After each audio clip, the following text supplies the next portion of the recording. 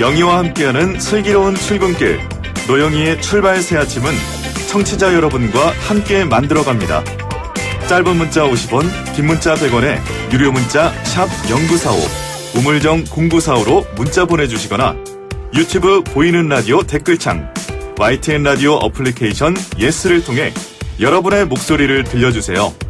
FM 94.5MHz YTN 라디오 노영희의 출발 새 아침, 잠시 후 계속됩니다.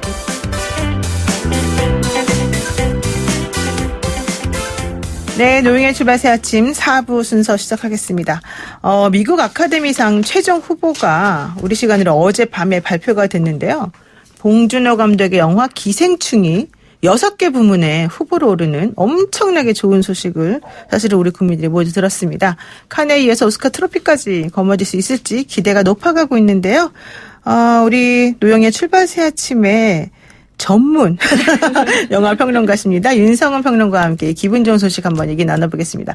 평론가님 안녕하세요. 안녕하십니까. 네. 좋은 아침입니다. 네, 너무 기분 좋은 아침인데요. 네. 먼저 그 아카데미 영화제에 어떤 부문에 우리 기생충이 노미네이트 된 건가요?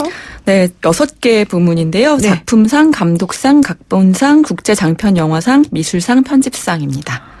작품상, 각본상, 감독상 뭐 등등인데 제일 좋은 게 작품상, 각본상, 감독상 아닙니까? 그렇죠. 되게 정확하게 알고 계시네요. 보통 우리가 네. 사실 상은 다 똑같은 상인데 주요 부문이라고 말하는 거를 좀 꺼려하기는 하지만 그래도 그렇죠. 네, 작품상, 감독상, 각본상, 보통 촬영상까지 그리고 이제 남녀 촬영상까지. 주연상 그 정도를 이제 가장 중요한 상으로 꼽고 있습니다. 그렇군요. 근데 이제 외국어로 하는 영화잖아요. 미국 사람들이 보기에는. 네. 근데 이렇게 6개 부문이나 노미네이트 될 정도로 네. 사실은 상당히 인기가 많고 좋아한단 말이에요. 외국 사람들이. 네, 왜 그렇죠. 그럽니까? 아무래도 이제 많이 나왔었던 이야기지만, 이렇게 아주 잘 사는 집과 거기 이제 반지하와 그리고 그 밑에 또 이제 지하에 사는 사람들 이런 어떤 그 사회적인 계급 차에 대해서 너무나 시각적으로나 그리고 이제 그 사람들 관계의 어떤 갈등 관계와 이런 것들을 보여줬는데 그게 이런 주제를 다룬 작품들은 이전까지도 많이 있었지만 네, 정말 그렇죠. 봉준호 감독만의 어떤 그 장르적인 그 믹스 네, 그런 것들이 이제 잘 통했다라고 볼 수가 있을 것 같습니다. 그러니까 네. 이게 봉준호 감독이 가지고 있는 독특한 시각으로 기존에 하늘 아래 원래 새로운 건 없다는 게 이제 네. 드라마나 영화를 만드는 사람들이 얘기인데 네. 어떻게 풀어가느냐가 제일 중요하지 않습니까? 네, 근데 그렇죠. 이걸 봉준호 네. 감독이 좀 자기만의 독특한 그런 방식으로 네. 풀어갔는데 이게 마냥 슬프거나 마냥 쓰라리거나 마냥 웃기거나 이런 게 아니잖아요. 이 계급차라고 하는 거. 네네. 약간 블랙 코미디라고 볼 수 그렇죠. 있겠는데 전체적으로 보면은 근데 이제 초반에 한 중반까지는 정말 배꼽 잡게 웃기다가 갑자기 이제 어느 순간에 반전이 되면서 스릴러적인 요소가 있게 되고 그리고 마지막에는 어떤 비극적인 상황까지 이어지는데 그런 것들이 전혀 어색하지 않거든요. 다른 이런 주제를 다루었던 이때까지 다른 영화들과는 완전히 차별화되는 그런 지점이었죠. 저는 근데 이 영화에서 사실은 부잣집 만화님 있잖아요. 네. 약간 맹하달까? 약간 네네네. 허영기가 이제 가득한 네. 그 분이 가지는 캐릭터, 이 네. 캐릭터에 대해서 사람들이 가지는 어떤 느낌? 이런 것도 상당히 좀 중요할 것 같더라고요. 네, 그렇죠. 이제 한 명 한 명 다 중요하기 때문에 그 조효정 씨가 맡았던 그 연교 역할 하나만 중요하다고 할 수는 없을 것 같은데요. 네, 그 역할이 갖는 의미는 뭡니까? 글쎄요. 지금 조효정 씨 근데 그 작품에서 연교 역할만 중요하다라고 하기는 네, 저는 그렇긴 어렵다고 하죠. 봐요. 네, 네. 그냥 중간에 그러니까 봉준호 감독은 이 영화에서 어떤 잘 사는 사람들이 나쁘거나 이게 항상 그렇잖아요. 이게 우리가 부자가 된 사람들에 대해서 영화에서는 굉장히 나쁘게 그린다던가. 그렇죠. 네. 네. 예, 가난한 사람들을 착취하는 그런 계급으로 그리는데 이 작품에서는 그런 것들을 좀 많이 배제하려고 했던 것 같아요. 그런 이분법적인 시각을 많이 배제하고 물론 나중에 가면은 이제 이성균 씨 같은 경우에 이제 어떤 선을 넘지 말아라거나 아니면 냄새 이야기를 하면서 그런 부분들이 나오기는 하지만 그렇지만 이렇게 그들의 어떤 부자이기 때문에 이렇게 나쁜 시각으로 반드시 그려야 되겠다라는 그런 의도는 없어 보였습니다. 네. 그러니까 인간 그 자체에 정말 본질에 집중해서 우리들에게 뭔가 어필하려고 했던 감독의 노력이 이번 작품을 통해서 사실 이제 분명하게 드러났다. 이게 기생충이 가지는 가장 큰 장점이 아닐까 생각이 드는데요. 어느 부분에서 상을 탈 수도 있을까요?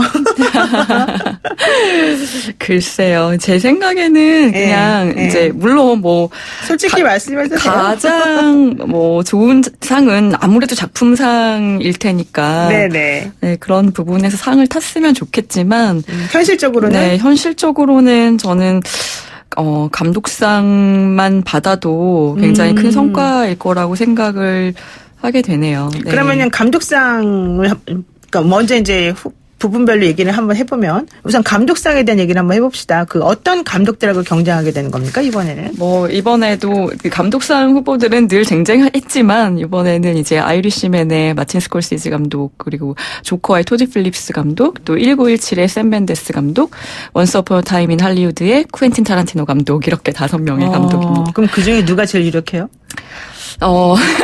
저의 피셜 유력하다라고 글쎄요. 샘 멘데스 감독이 이번에 또 골든글로브에서도 감독상 경합을 벌였었는데 기생충과 또 상을 탄 그런 감독이기 때문에 지금 뭐 누가 타도 전혀 이상하지 않죠. 지금 이 5명의 감독 중에서는 누가 타도 이상하지 않은데 저는 아직 국내에 공개되지 않은 1917이 굉장히 궁금한데 지금 이제 아주 높은 평가를 받고 있기 때문에 네, 아마 1917이나 아니면 타란티노 감독에 대한 항상 또 미국 사회나 미국 그렇죠. 이제 관객들의 어떤 뭔가 약간 숭배하는 것 같아요. 숭배가 있기 때문에 이제 쿠엔틴 타란티노 감독도 감독상 후보로 유력하지 않나라는 생각이 듭니다. 그렇군요. 좋습니다. 그러면은 이제 아까 작품상이 사실은 가장 좋다 이런 얘기 하셨는데 이번에 기생충하고 같이 작품상 후보로 오른 다른 경쟁작들은 어떤 게 있습니까?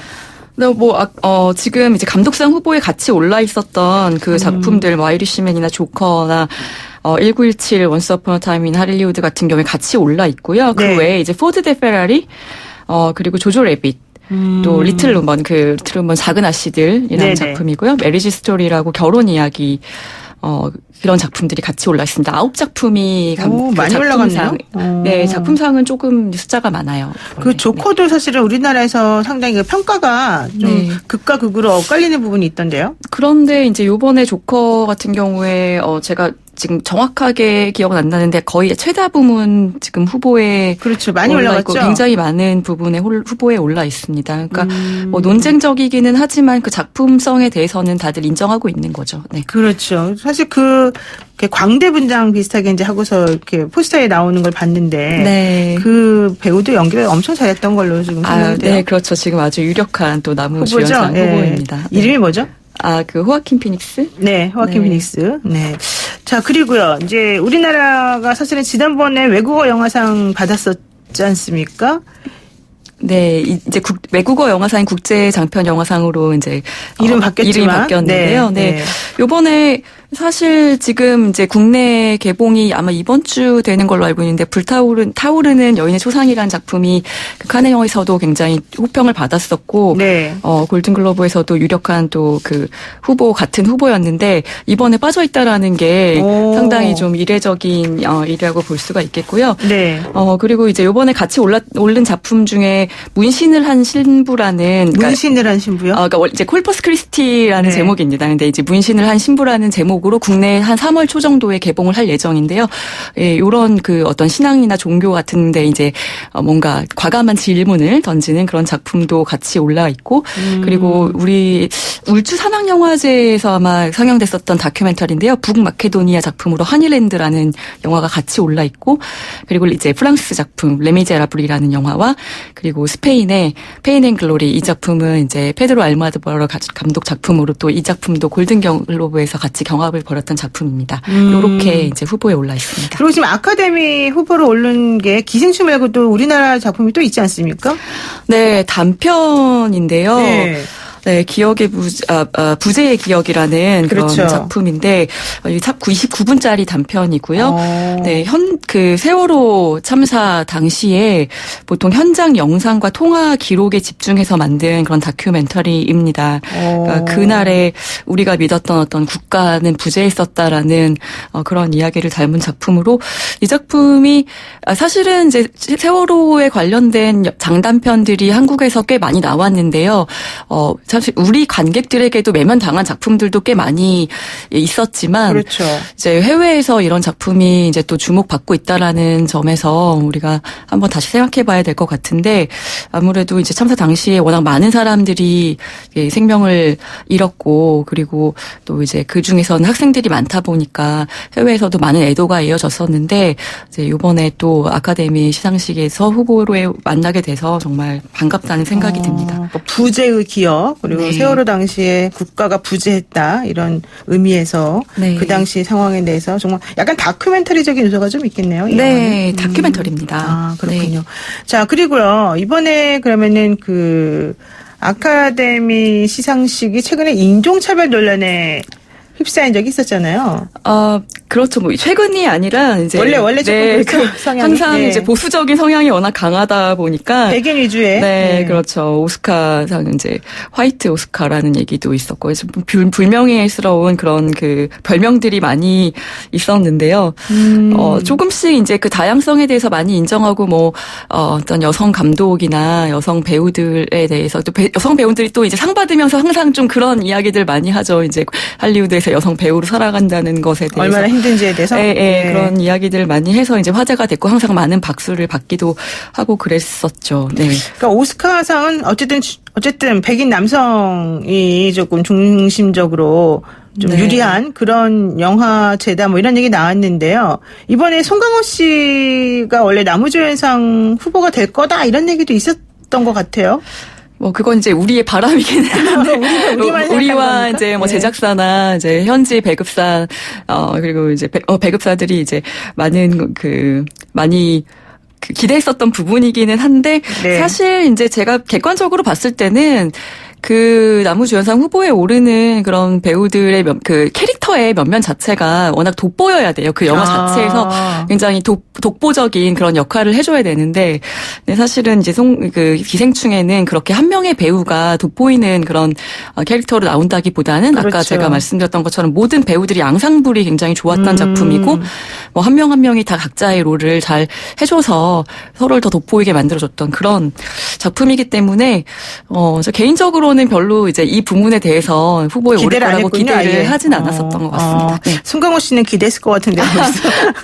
네. 자, 그런데요. 사실 이번에 제가 조금 놀랬던 게 그 넷플릭스가 네. 또 이 노미네이트된 작품들하고 관련이 좀 있단 말이에요.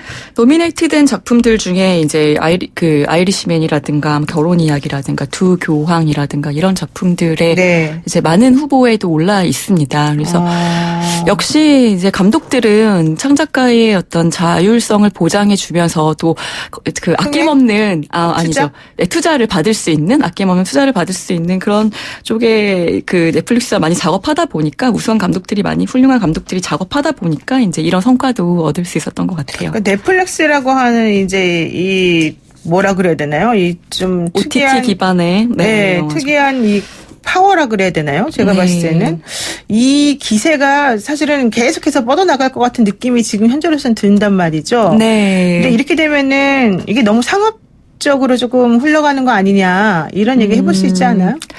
그러니까 이제 넷플릭스 영화의 그 쟁점이라고 할 것 같으면 넷플릭스는 원래 그 인터넷으로 보는 그 하나의 그렇죠. 네, 채널이라고 할 수 있는데 왜 그러면 극장에서 상영을 하냐 네. 이런 부분이죠. 그런데 계속해서 넷플릭스도 청취자를 이제 늘려가려면은 그러면은 이제 계속 이슈가 되는 작품들, 화제성이 있는 작품들을 만들어내야 되고, 그렇다면은 그거는 결국에 아카데미 같은 그런 시상식, 뭐 칸 영화제 같은 그런 시상식에서 이제 주목받는 것이 하나의 이제 마케팅 전략이란 말이죠. 그렇게 봤을 때 이제 계속 좋은 감독들, 뛰어난 배우들과 작업을 하면서 지원을 하면서 이런 식으로 이슈를 만들어가는 방법을 쓰고 있고요. 그리고 놀라운 사실은 분명히 이제 OTT 기반으로 시작을 했는데 지금은 극장을 사서 네. 자신들의 영화를 이제 틀려고 하고 있다라는 겁니다. 그러니까 이제 극장 산업에까지 이제 이 넷플릭스가 뛰어든다는 거는 이제 앞으로 뭐 이제 많은 변화를 예고하는 영화 산업에 많은 변화를 예고하는 부분이라고 할 수 있겠습니다. 근데 이제 그 아이리시맨 좀 전에 이제 뭐 넷플릭스가 극장에서 뭐 극장과의 관계 얘기했지만은 아이리시맨 그 마틴 스콜세지 감독이 넷플릭스 투자를 받았는데 우리 이 영화는 꼭 극장에서 해야 된다 막 이런 얘기를 했단 말이죠. 이게 무슨 의미가 있습니까? 근데 또 재미있는 게 넷플릭스 영화 중에 이렇게 이제 큰 대작들 같은 경우에는 이 영화는 극장에서 봐야 되는 영화구나 라고 생각되는 작품들이 많아요. 왜냐하면 어떤 사운드라든가 이런 것들이 정교하게 이제 구축이 되어 있고 화면 자체도 이건 이제 큰 화면에서 보는 것이 좋겠다. 요즘에는 뭐 집에서 우리 집에 뭐 홈시어터가 있어. 화면 큰 거 있어. 뭐 이제 그렇게 생각하시는 분들도 있는데 또 이제 극장에서 보는 환경이라는 거는 다른 어떤 외부 그 많은 빛이나 소음과에 차단되어 있는 그런 환경을 완전하게 구축해주고 그리고 집중적으로 좀 볼 수 있죠. 사운드가 그리고 이제 완전히 다르죠.